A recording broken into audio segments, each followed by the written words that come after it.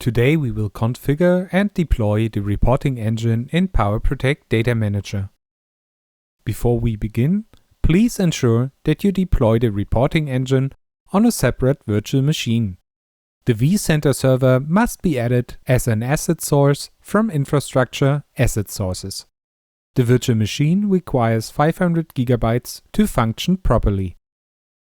It is recommended that you deploy the reporting engine to the vCenter server that hosts PowerProtect Data Manager.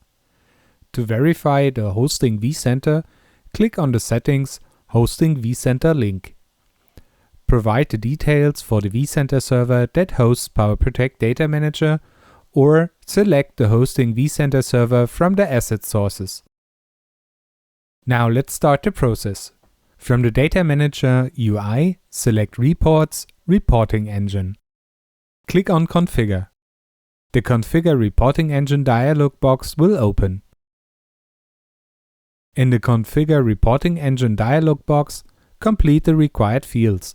Specify the vCenter server on which to deploy the reporting engine. If you specified the hosting vCenter server, PowerProtect Data Manager populates the fields with the required information. Select on which cluster or ESXi host you want to configure the reporting engine. Specify the fully qualified domain name, FQDN.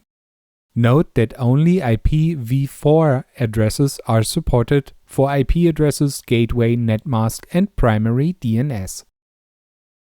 The network field displays all the networks that are available under the selected ESXi host or cluster. For virtual networks, VLANs, this network carries management traffic. The data store field displays all data stores that are accessible to the selected ESXi host or cluster.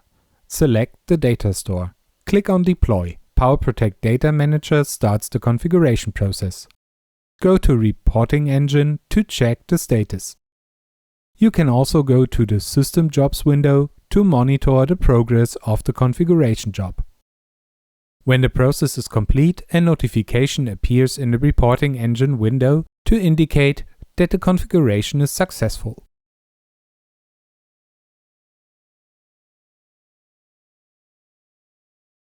You can now access the reports from Reports Report Browser. There you can click the Generate button, add the report of your choice. Thank you for following along with this tutorial. We hope you found it helpful.